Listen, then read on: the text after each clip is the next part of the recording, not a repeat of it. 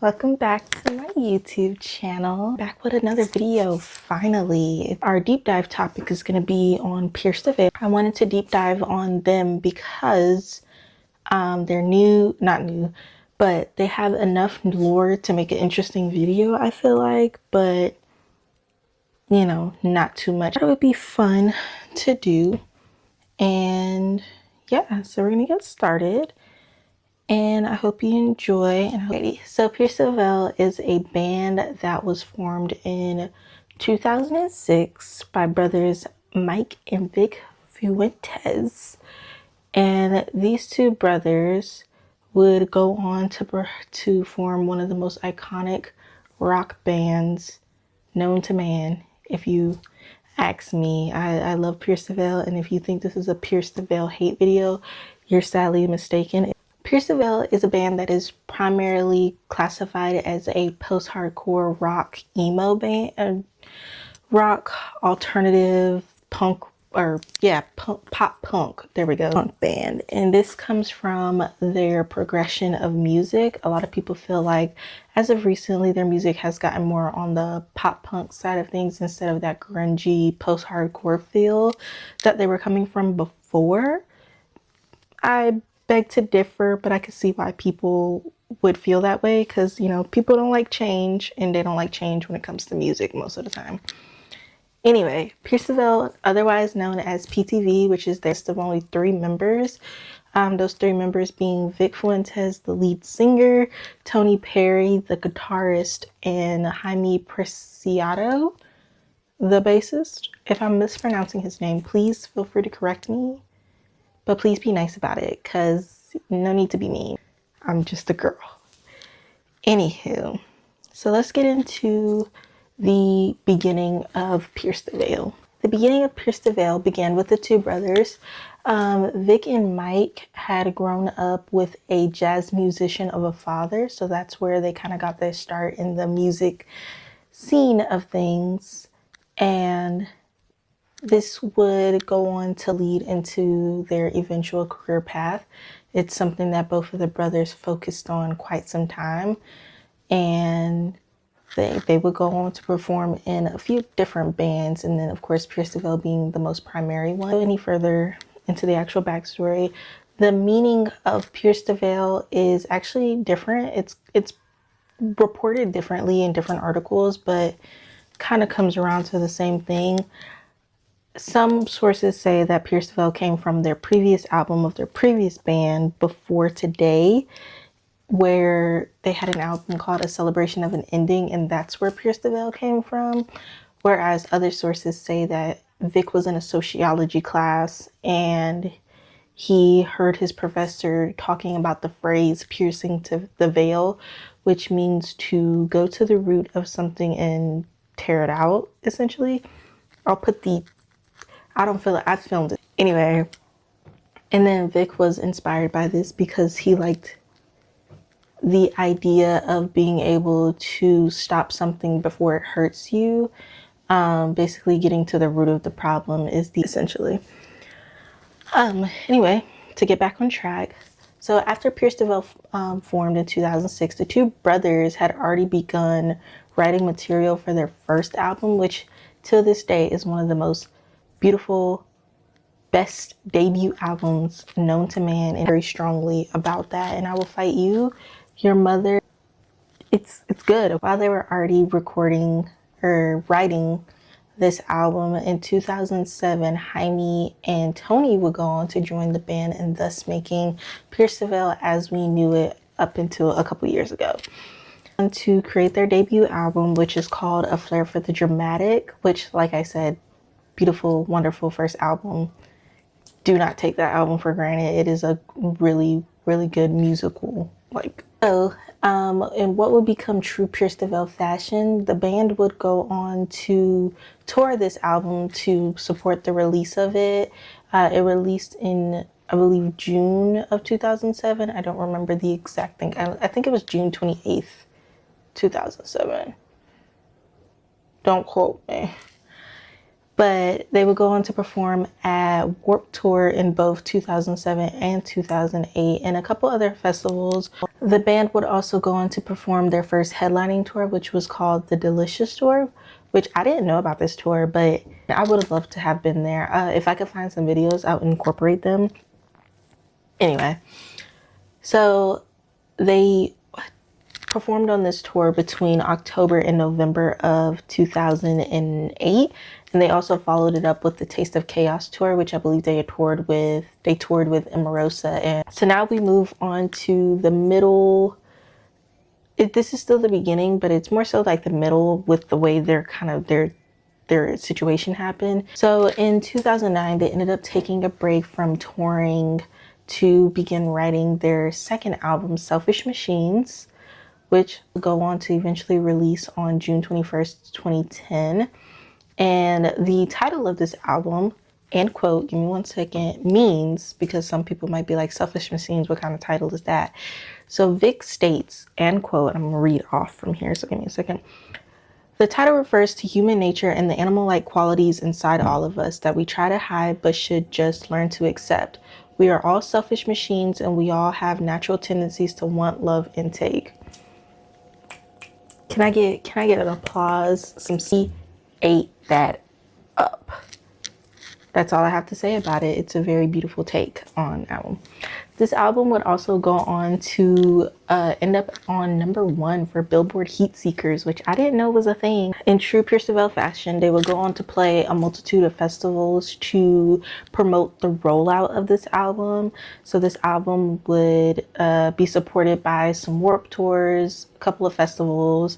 The boys were just busy. There's no other way to put it. They were busy and they were in the scene. They toured with bands like Attack, Bring Me the Horizon, Of Mice and Men. The band was in the conversation. They had officially solidified themselves as pinnacles in the rock community, and where you saw these other monumental, iconic bands, you were gonna see them, and they were making sure they were here, letting people know like, hey, we're here to stay. The boys would end up going on to be a surprise on the Alternative Press tour, which Alternative Press was like a super huge thing between the early to mid 2000s. I'm not sure if they're much of a thing now. I don't really follow them much. Anyway, but this would also be a good way for the boys to kind of get their name to reach multitudes of people, thus increasing their lovely, lovely fan base that it was at the time. And yeah, they were putting their flag in the pole. So now we're going to jump ahead a little bit to 2011. On August 23rd, 2011, the band would go on to end their contract with Equal Vision Records, and they would go on to sign with Fearless Records, who remains their stakeholder today. This is when they would begin to write material for their third studio album. Once again, these boys were busy and they were here to stay and capitalizing. So it was music after music after music. The girls never had to wait more than 2.5 years for a new album. And I think that's pretty good for artists, especially like new artists, in my personal opinion. Yeah. And they knew they were going to stay booked and busy because they're talented. So they were like, we got the platform, we just need the material for the better. Their third studio album remains to be their most iconic album, arguably, simply because of the songs that were born off of this album and the way these songs have since affected the band till this day. This album will go on to be called Collide with the Sky. It would release on July 17th, 2012, and this album would completely change the trajectory of Pierce the Veil's career. This album, there's no way to put this album into words. It was that good. This album produced songs like Bulls in the Bronx, I'm Low on Gas, You Need a Jacket, Props and Mayhem, and most importantly, King for a Day. Now, everybody knows King for a Day because it recently blew up on TikTok in the years of 2022 to 2030, I believe. And it was big, honey. It was big. It was right when Pierce the Veil got back into touring, but more on that later. They promoted this album, and it got them nowhere but good, and it got them well on the path that they needed to be. They would also follow up with performing this album at Warped Tour, and this album would go on to, or these performances would go on to be some of the best ones known to man. It produced really iconic performances of King for a Day and so on and so forth. It just had a lot of pinnacle moments for the career, and you can find a lot of their best clips and best performances from this time because they were just eating it up. They were like I said, we're here and we're here to stay. The album got them number 33 for best rock album, and it also won categories within AP Press or alternative press whenever they were doing like their fans vote thingies, and then they just had like their awards and situation things like that. And they ended that year with their iconic Bulls in the Bronx music video, which that song alone can make anybody love Pierce the Veil once you learn the backstory of it. And yeah, the backstory being completely sad, but I'm sure the song itself has helped so many people. Now that we've gotten through all of that, now we get to the lore of Pierce the Veil. And by lore, I really mean the unfortunate fall of Pierce the Veil. So Pierce the Veil didn't really have your average fall off, unfortunately. But we'll get into it. We'll get into why I say they didn't have their average fall off. So the band saw huge success following the release of Collide with the Sky. With this release, they, like I said, they did a bunch of tours. They also ended up doing their first documentary, which was called This Is a Wasteland documentary. It's still their only one, and I really wish they would release another one because they did really amazing with this particular documentary. You can see some of the clips in the Hell Above music video, and I believe you can still purchase it and find it like out there if you really tried. But with this, they would also do their Collide with the Sky tour, and they would also announce a co-headline world tour with Sleeping with Sirens, which shook the girlies down, shook them all the way down. This was I've been saying the word iconic a lot, and I know people get antsy when people start using the word iconic, but I don't think there's a word less or better or different to describe this world tour, because this world tour was a true you just had to be there moment, and if you weren't there, what were you doing type of situation. And I wish I was there, but I was too young and I didn't have any money, and my mom definitely wasn't going to let me go. Another tour where you can find a lot of beautiful, wonderful performances of all of their songs, in my personal opinion. But King for a Day is also one of those songs where they just have really nice performances. And I believe this tour was, if not completely sold out, damn near close.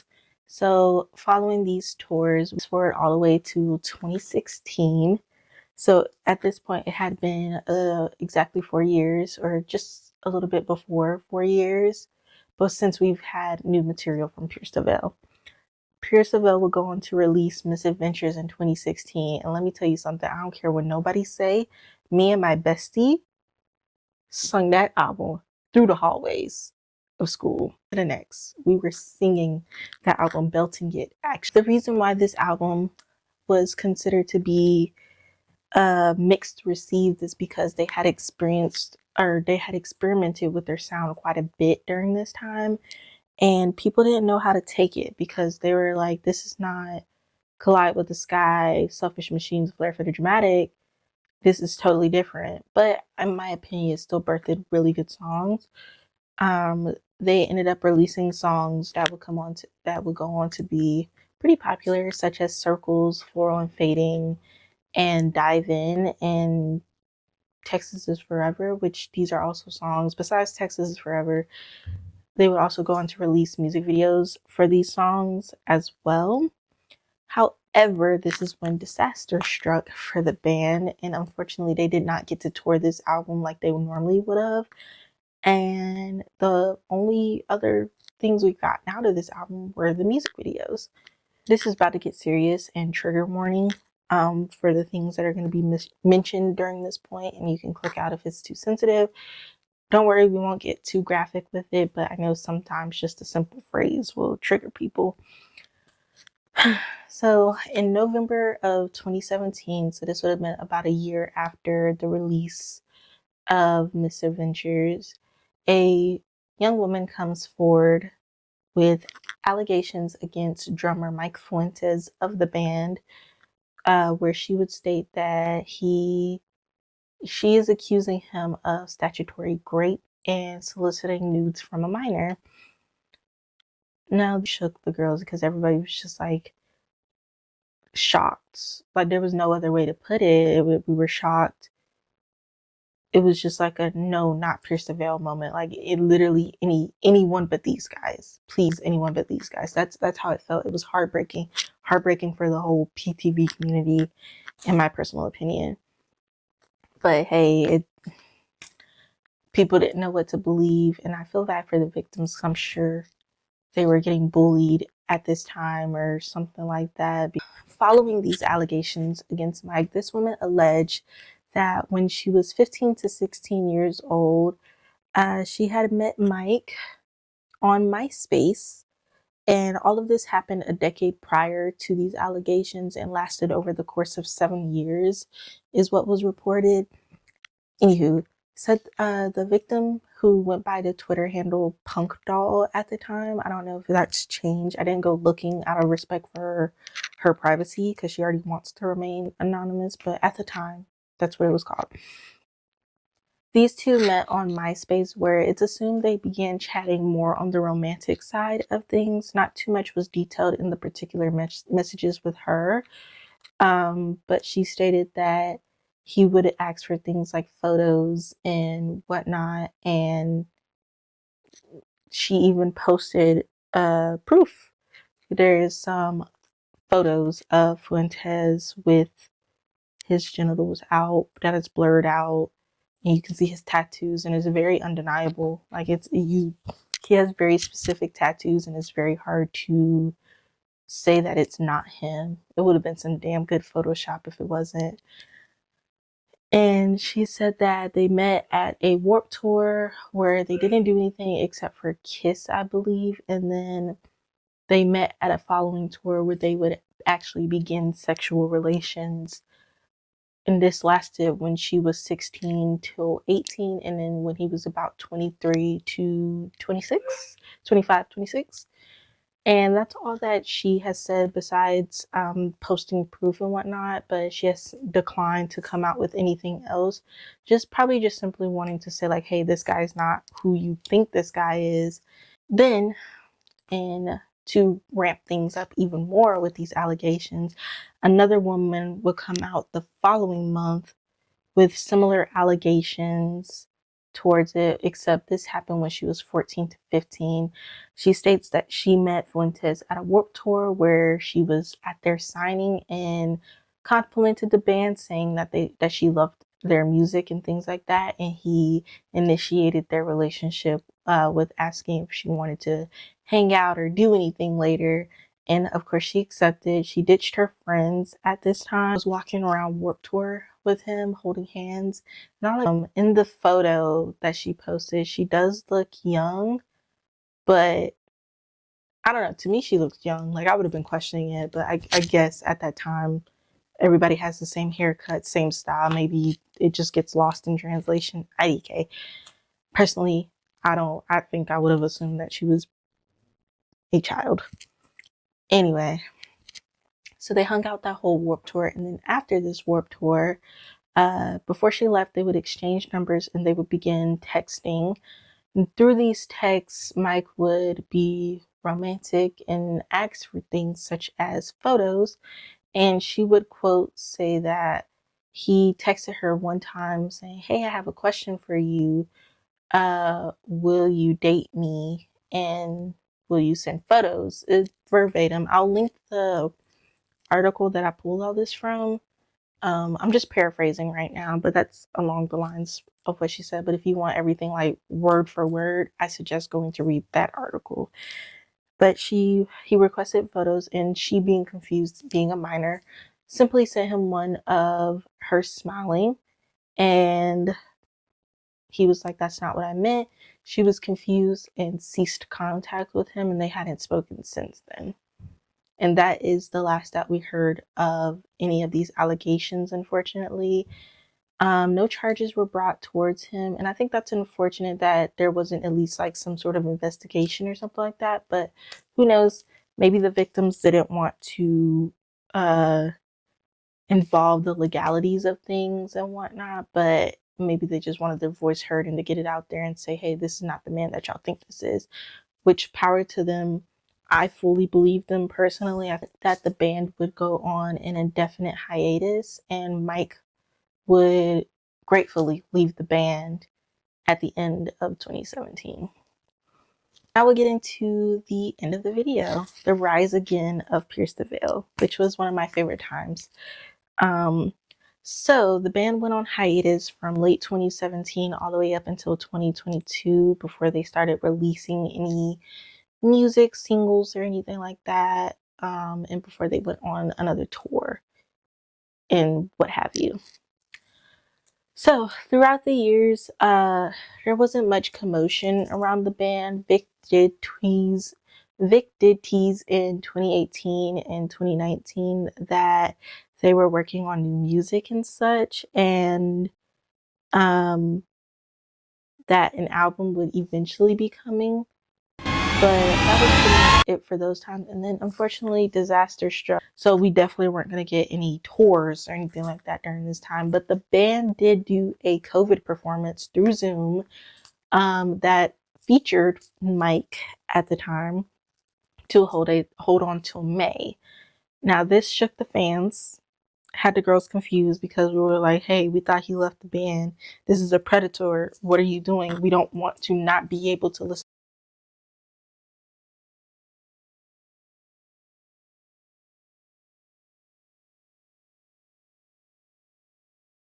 to this music ever again because y'all are keeping this abuser in y'all's band. But after the performance, Vic did come out to confirm that Mike is officially out of the band, and that put the fan base at ease, and then things were kind of quiet from there.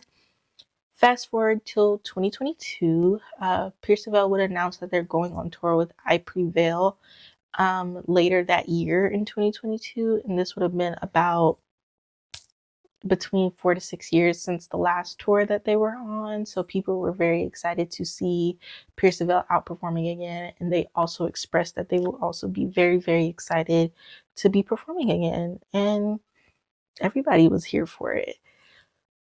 Through this time, the band would also go on to release their first single in about 6 years called Past the Nirvana. And this will release on September 1st, 2022.